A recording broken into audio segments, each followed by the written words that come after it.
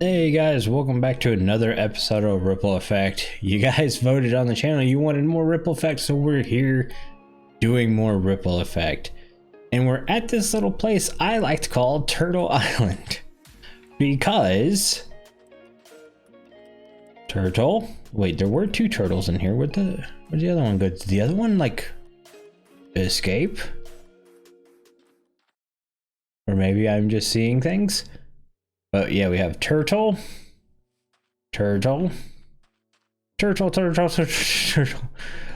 So many turtles on this island.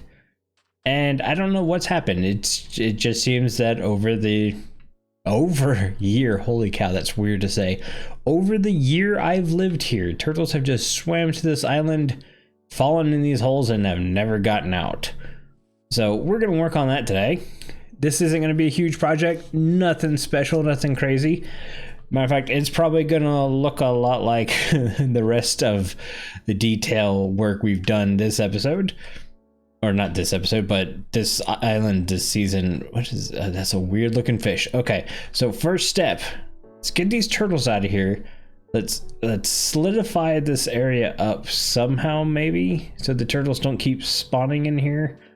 Or something. Basically, let's get rid of all the water. We don't want turtles accidentally spawning in here. And then we'll get these guys out here too. These guys can get out. Like, they can get out. It's one block, guys. You're just being lazy. Alright, so time to make a new home for these pesky, lazy turtles. You can see I've already done some landscaping work. Went ahead and filled in those holes. Got the turtles out of the holes before I filled them in. There you go. Added some new rock features. Went ahead and smoothed the terrain out just a little bit. Brought in our coral decorations. I've added sea pickles this time. Even though the sea pickles won't light up unless they're in water, they still will be placed on non-waterlogged blocks. So I figured if I sprinkle some sea pickles around, it could add to the texture. And I think it did a really good job. You know, we've done the dead bushes, the bamboo. We went ahead and added some jungle leaves along with 3 palm trees. I used 2 of Para Designs and then 1 of mine. And yeah, I think it actually turned out really well. You guys can see it worked. I was pretty impressed by this. This was just me for like maybe an hour and a half the other night, just kind of moseying around, placing stuff. We went ahead and bone meal. We got some seaweed and stuff. I did do some pickles inside there to light this up. Look at all you guys looking at me. But yeah, what was it? Okay, yeah, see, now the turtles are actually going out and swimming and coming back, which is really cool. But I think that's gonna call this little island finished. All right, guys, so after about 2 days of chilling at the base, trying to figure out what to work on next, even playing some mini games that the footage, well, did not turn out too well. See what I did there? I've decided that I should probably go ahead and just end this season. It's actually the same amount of episodes as I did last season, which honestly just toys with my heart a little bit. The fact that I did not even plan that and get it to work out that way. But I'm super proud with what we've done this season. We did a lot for, what is this, 42, 43 episodes? Holy cow, the amount of work that was done in here. The fact that this entire mountain is handmade. I mean, this was just a tiny island with a couple of hills on it that we turned into something crazy. I mean, I absolutely love this base. I remember at the end of last season saying that was my favorite base of all time, and I don't think anything could top it. Well, I did. This tops that base easily. And honestly, knowing what I have in store for next season, I don't know if I can top it. But you can sure bet I'm gonna try. And I'm really excited for next season. But what I decided to do, well, now that we have a loud truck, I really need to hurry up, is let's take a little tour of everything we've built on the server this season. Alright guys, so I figured we had to start where it all started. This was our starter home for this season. definitely one of my favorite starter homes I've built. It combined a modern feel with a traditional wooden log house, I guess, and I think it turned out really well. One of the side things was added on later. I don't know if I showed that in an episode or not. I'm always going back and tweaking things, and I just absolutely love this house. I wish we would have spent more time in Spawn Town, just because of that alone. But you look in the inside, I mean, even the inside was different than anything I'd ever done. I mean, it's mainly just filled with chests and such, but the upstairs loft area turned out really nice. We were holding our diamond from Jimbo here. Honestly, I don't think I have much of anything, yeah, just random pieces of wool left here. But yeah, it turned out so well.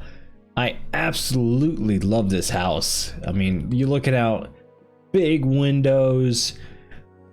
Man, this place was great. All right, guys, our next stop is the Withering Effect Studios. Now, this was planned as a shop/studio when YouTube Shorts were really like big in the algorithm. Our plan was to do like a weekly short episode that was scripted from here every week. Now, the problem with that is we didn't realize how much a pain in the butt it was going to be to edit and reformat it down to that stupid cell phone resolution. I hated that. It was such a, it took almost as long to edit one of those videos as it does a regular video. So we just ended up dropping it, but we continued it as a shop, and I think it turned out really well.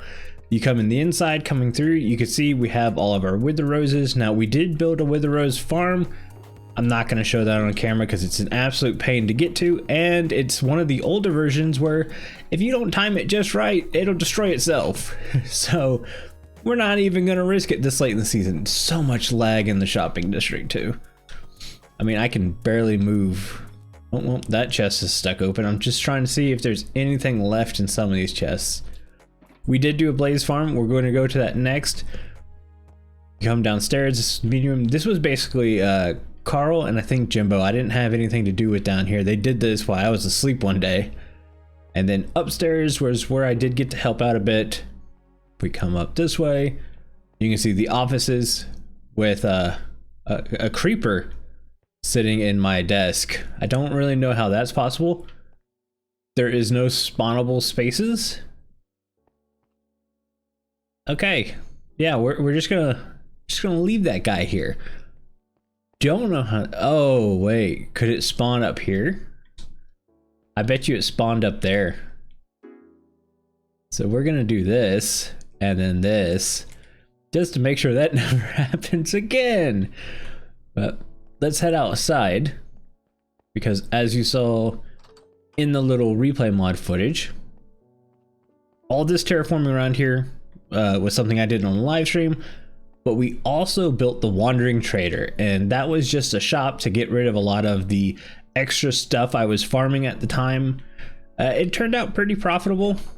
I was selling netherite for a while here, but you see we have iron, we have honeycomb. I need to grab these diamonds, some Unbreaking 3 books, some emeralds, name tags, and dye. I don't think I sold any dye. But yeah, that was kind of the Wandering Trader. This is my favorite designed shop because of how small it is, and it was the only thing I've ever designed fully in creative and brought it over block for block, which was really kind of cool. So yeah, that's kind of it for the shopping district. Let's figure out where we should go next. All right, guys, so here is the Wither farm me, Carl, and Jimbo built. It never turned out to work great, and we couldn't figure out why. We built it in a good biome. We built it in a way that should 100% be functional. We built it in a way where slabs were done well past spawn radius, and it just never produces. You can see in here, it's like we can kill these guys. I mean, this looks like a decent amount, right? It's really not, because that takes about 10 minutes to get that many guys in here. We could never figure out why it was like this. It just was. All the other wither farms on the server seemed to work just fine. This one, just no clue. We did get a skull there though. That was kind of cool. So on top of that, let's now go to this direction, because we do have the Blaze farm right next door, which honestly has been a huge source of XP for me, because I'm constantly using this thing for fuel. So it was a great build. We used the same palette and everything from the Wither farm. We just brought it over here. Looks amazing, works amazing. There's no redstone. You can also see every farm we built a smelter system with it, because you're usually doing a lot of AFKing. And it made a lot of sense to, if you're going to AFK and you need a lot of smelting done, to go ahead and just go ahead and do it while you're getting XP and fuel at the same time. So yeah, that is the Wither farm and Blaze farm, and what I think is one of the coolest nether tunnel designs. Unless you're flying. If you're flying, it kind of gets me a little motion sick. But yeah, I think it might be time to actually head to the base now. All right, I lied. We're actually going to be in the gaming district, and this is Lucky Levers. This is the mini game I built in the gaming district, and it's not really a mini game as much as it is a gambling slot machine.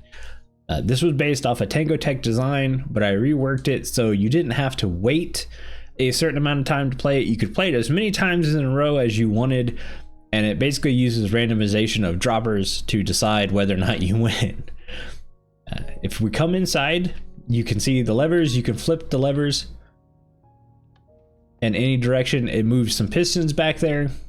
Doesn't matter.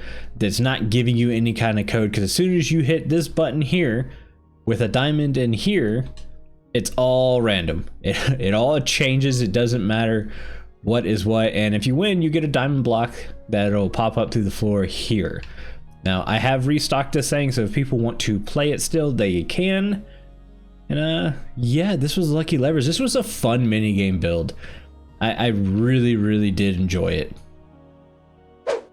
Alright guys, we are at the flower farm, and no fancy replay mod footage for this one because this thing's just ugly from the outside. It's a full-on interior build. Nothing's going on outside. Boarded up windows. But yeah, I need to die, and this gave me an absolute ton of it. You can actually hear right now, we're converting a lot of stuff to bone meal, or you could just input bone meal straight into this chest if we were low. It essentially runs just by flipping the switch on. You can turn it off, and then you guys just come through and break whatever's left over, and that gets you a clean start again. If you don't want to break whatever's left over, you don't have to. You just turn it back on, and it auto breaks everything for you. If there was a certain color you really wanted, you could just turn these on. They produced dye and everything. Also, this was a fun build again. This build I liked because it reminded me of my own survival's house. I used a lot of the same palette, and it's become one of my favorite palettes in the game. So I continued with it, and yeah, I can't wait to add like some deep slate to some of these palettes. That's gonna be great. Alright guys, if we're gonna start in the base, we have to start with the storage room. This really the only thing I had planned going into this season was the shape, this water feature, the fact that I was going to use the same item sorter as I used last season. Next season I might switch it up. I might go manual next season, depending on how much I like it or not. The base I'm designing is a lot smaller, so a manual version would be a lot better. But I think I could incorporate it, because the great thing about this design is all the redstone's like underground. There's not a lot of redstone above this top chest. So we got that going for us, but love this storage room. Originally, the entrance wasn't going to be there. The entrance was going to be here. And halfway through the season, that changed because I wasn't sure if I was actually going to do the exterior of the mountain, because we had the dome base. So I put the portal up here, And then I decided, you know what? I got this. I can do the exterior of the mountain. So I'm glad we did. The ceiling was supposed to be a lot cooler. It was supposed to have nether stars and invisible item frames all through there. Now, I know there's a trick with rods you can do, but I don't have the verticality to allow that to look like anything but rods. So it wasn't really worth me going back and fixing that. I can say, is it here? You see, this is one of the reasons why I wanted the Wither skeleton farm, is I've got heads like crazy to go ahead and make these stars. But it is what it is. While we're in interior mode though, let's go down to the dome, because the dome is basically what saved this season. If it wasn't for this dome, this season would have been over halfway through. We would have got nowhere near as far as we have. This dome was my burnout saving grace. Basically just went back to doing what Duds does, doing these crazy cool interiors, building lots of farms and areas and stuff, all of it super close and interconnected. Like the fact that this farm and this farm are intertwined and feed into that room, it's just insane. Same over here. We have this villager trading hall, right? And it goes this way, but it also goes this way. We have storage for 2 farms right up against this back wall. It's just so compact and on top of each other. When it came to the dome, the only thing I knew I wanted was this bridge. I wanted this bridge. I wanted the leaves to hang like this. They look so plain now that we have flowering azaleas.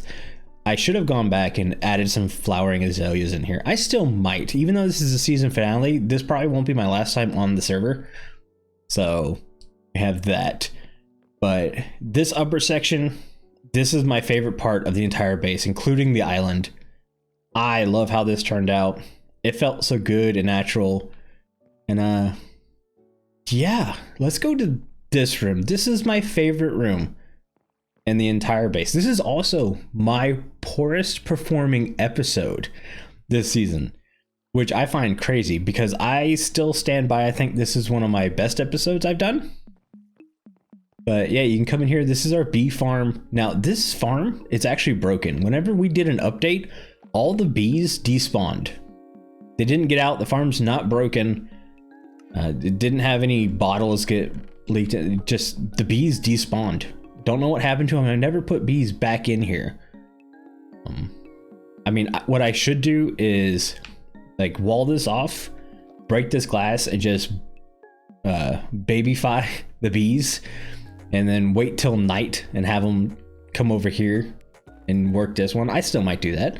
Like I said, this isn't my last time on the server, but all the drops from this come into this item elevator, run all the way across the ceiling, and then plop down this honey wall. So it just slides down. I love it.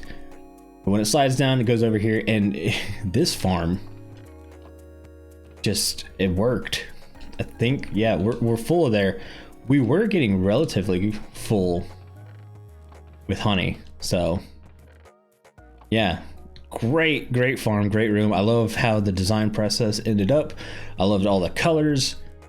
I loved everything about this room. I wish it had done better. Let's hop over here behind the portal. This room went through several iterations.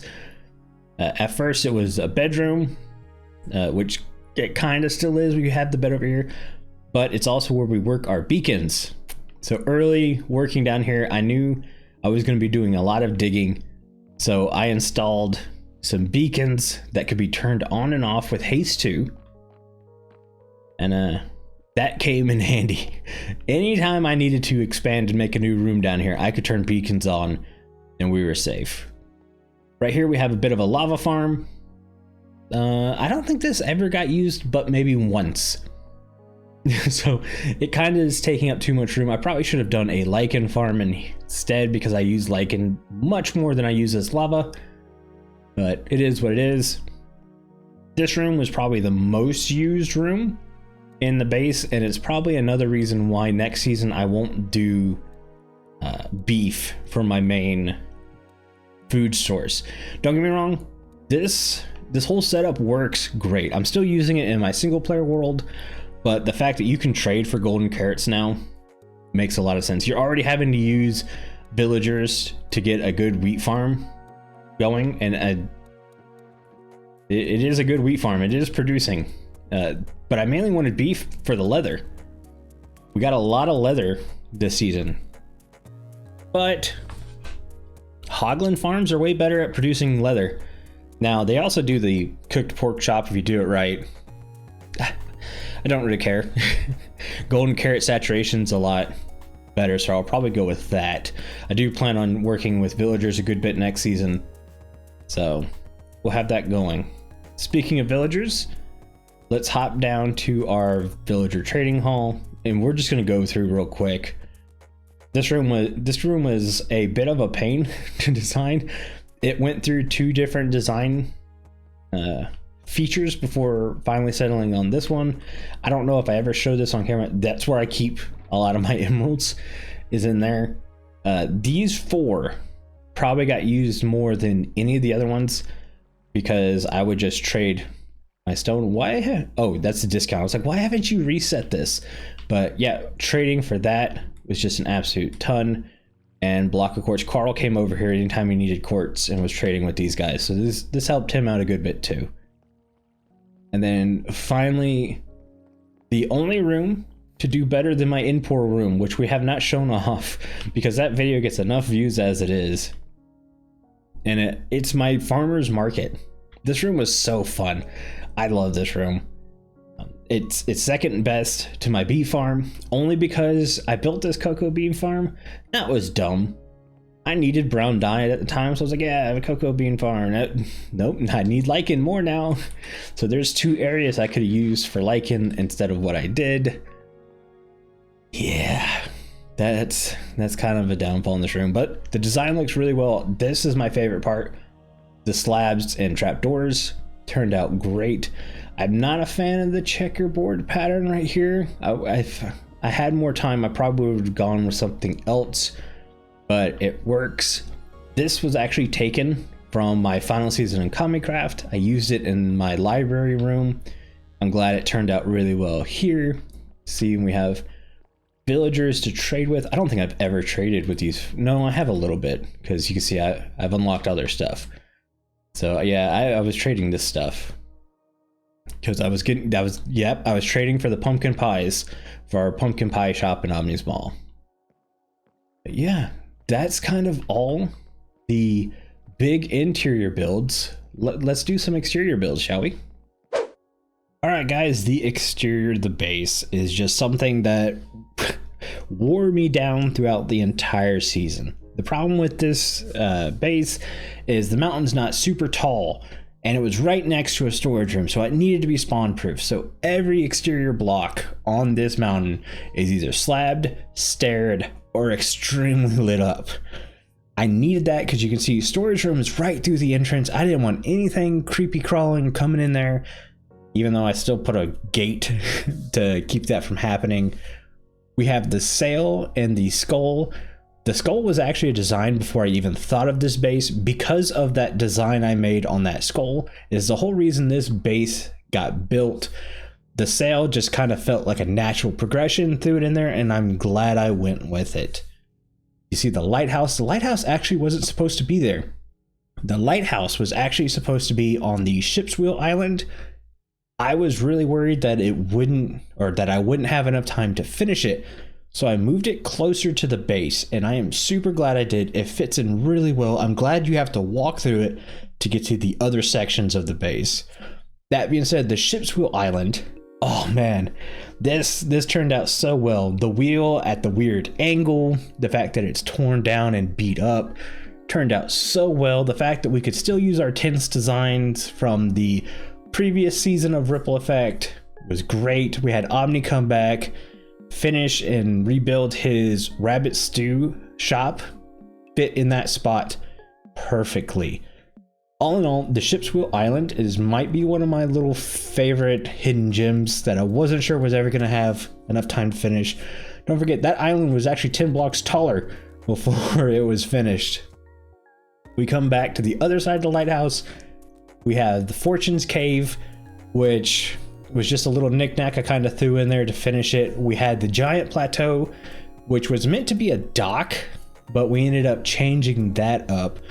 We have the Tiny Fortress, which was again just another little filler piece I thought turned out really well. Then we have Fisherman's Cove, which was a section that was planned since I had the island built.